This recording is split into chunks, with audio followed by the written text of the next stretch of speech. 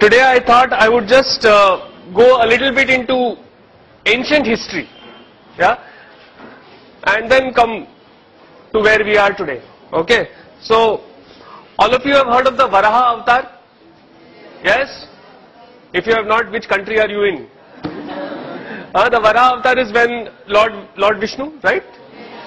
He takes the shape of the boar, and then for some reason the earth is drowning in water. We don't know why and how, but the boar lifts the earth up and brings it out of the water, right? Saves the earth, so to speak, right? Now, that may be a fantastic story and all that, but check out the shape of the earth. What is it? It's round, right?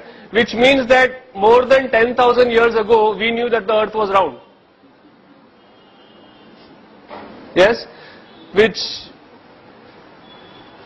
Europe only accepted once they saw the Apollo pictures from space, right? In fact, we call geography Bhugol, right? It is goal, round. It's not Bhutatte, right? Okay? It's Bhugol. Okay? So we knew a very long time ago that the earth was round. And then we call the earth Jagat. Jagat means what? Jiski gati hai wo, meaning that which moves. Right? So,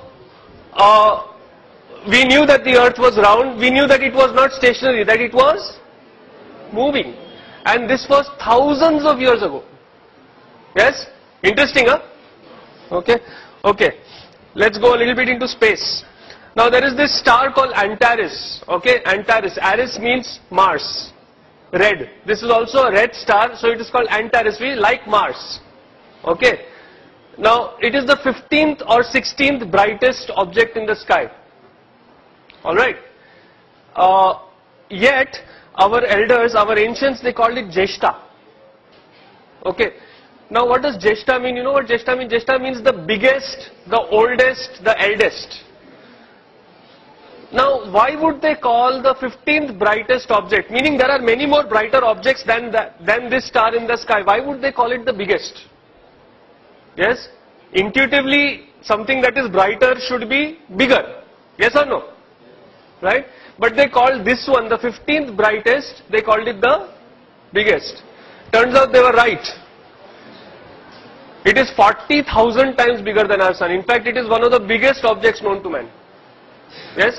Now, just imagine, you've got this group of people who have managed to name a star the biggest, and this was 5,000-7,000 years ago. Yeah? Which is just a point in the sky. Okay? Okay. Not done with stars yet. Heard about the Great Bear, the Big Bear constellation? Yes? Okay. So, we are interested in that star. Okay. It is actually not a star, it is two stars. Yeah? Now, this itself is a big deal. To figure out that that particular point of light in the sky is two stars. Okay? And it is called the Arundhati Vasishta. It's called Arundhati Vasishta. And in South India, there is a tradition where after marriage, yeah, the husband and wife are supposed to go out in the night and look at this particular star. Okay, now, funny tradition. Right?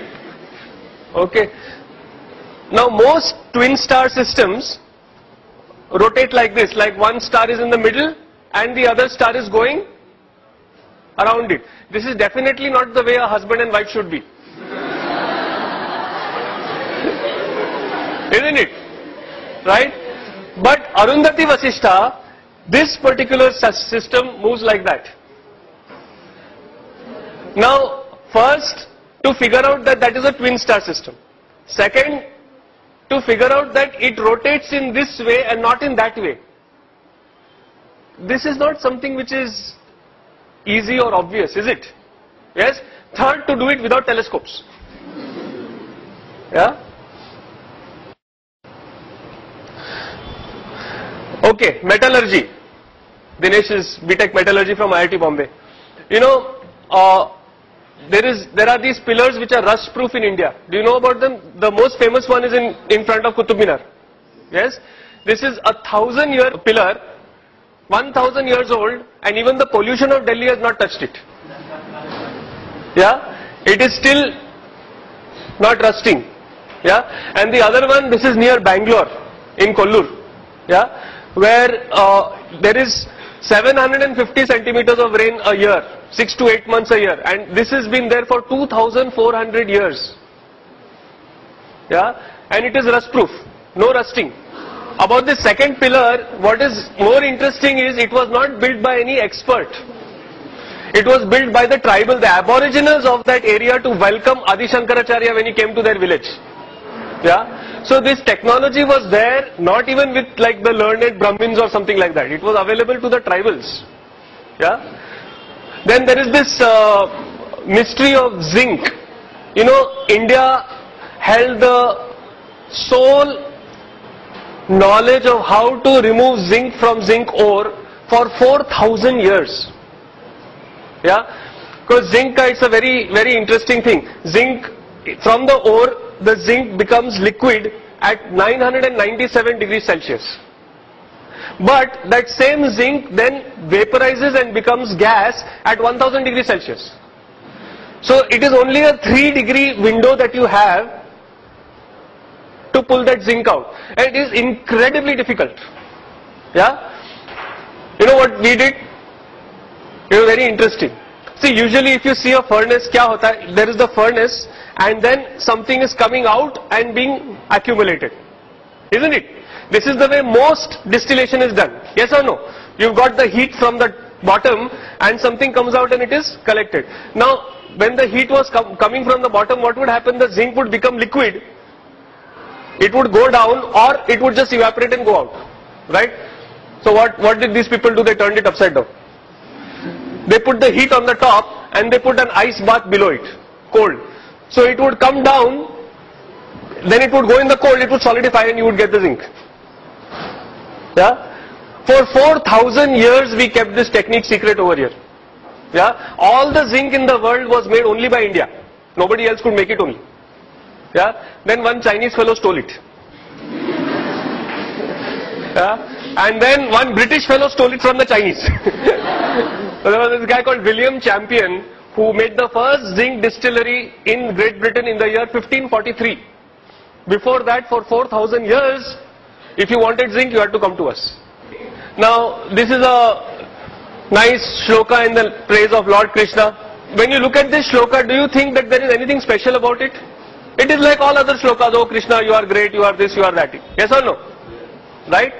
Only thing is there is this thing, there is a protocol called the Katapayadi Sankhya. Okay? Took me a long time to learn to pronounce that. Yeah. So there is this Katapayadi Sankhya where they give particular alphabets, particular numbers. So for example, Katapaya is 1 and so on.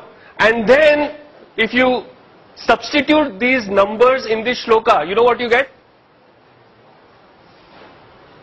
The value of pi correct to 30 decimal places. Yeah. So we knew how to do encryption also. Yeah. Acha, now, don't you like this, what I am talking about? So clap and tell me, no? Ah. Yeah. You know, I am not used to just talking to an audience. I want audience feedback also. Alright? Okay. If you don't like it, then do like that. So I know. Now recently I had been to Goa, and in Goa there is this place called Vasco da Gama. You have heard of it, right? Now, why is Vasco da Gama called Vasco da Gama? Because there was this fellow from Portugal who came and supposedly discovered India. Right? Okay, let me tell you the true story. This story is in Vasco da Gama's own journal, which is there in Lisbon today. Okay? There were two guys who went searching for India. One of them was Christopher Columbus. The other was Vasco da Gama. Okay? Now Christopher Columbus, he went in the opposite direction. From Europe he went up. Okay? And he found America. Only he thought America was India. Okay? That is why the natives of Americans are called Indians. That's where the Indian name comes. Because he thought, mereko India mil gaya. Right? So he called those people Indian. He called them Indians actually. Then the other people came and, called them red because they were not white. Yes? So that was Christopher Columbus' story. Vasco da Gama, he went in the opposite direction. If you know your geography, he came down from Africa, and he was too chicken to go out into the main sea. He would only sail keeping the coast in view. Okay? And he was having the biggest ship available at that time in Europe. Alright? So he came all the way down to the Cape of Good Hope. Okay? And over there, he was wondering, now how do I cross? Because from there to go to India, you have to go across the ocean, across the sea, right? Over there he met a Gujarati whose name was Kanha. Okay, he does not mention the surname, possibly Patel. Okay. Yeah. So he met this Kanha Bhai who was a trader from India, from Gujarat, who had ships 12 times the size of this ship. 12 times. And remember, Vasco da Gama's ship was the biggest ship in Europe at that time. Okay? He had ships which were trading ships, forget about military ships, trading ships which were 10 to 12 times the size of Vasco da Gama's ship. And Vasco da Gama's ship was escorted with 3 ships, like in formation, his ship was in the middle, those 3 of our Indian ships escorted this guy to Goa, to India. Yeah? So maybe we should call Kanha, no? Yes?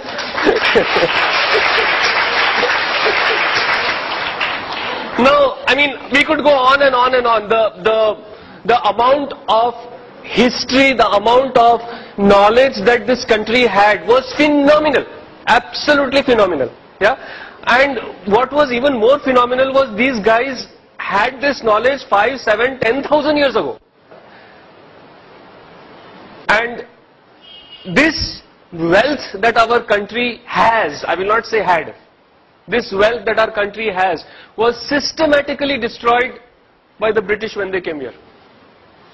Yeah? They rewrote our history.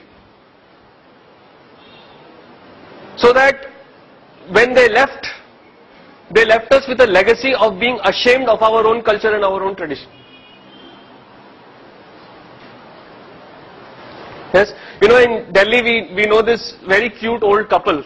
Uncle is 81 years old, auntie is 71 years old, and they will be celebrating. You should do PT.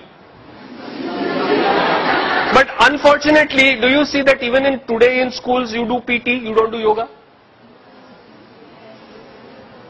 Yeah. So we have got independence, it's 60 years, but we are still thinking in those terms only. That is what the British wanted. Yeah. To break this country, they had to break the education system and break the traditions.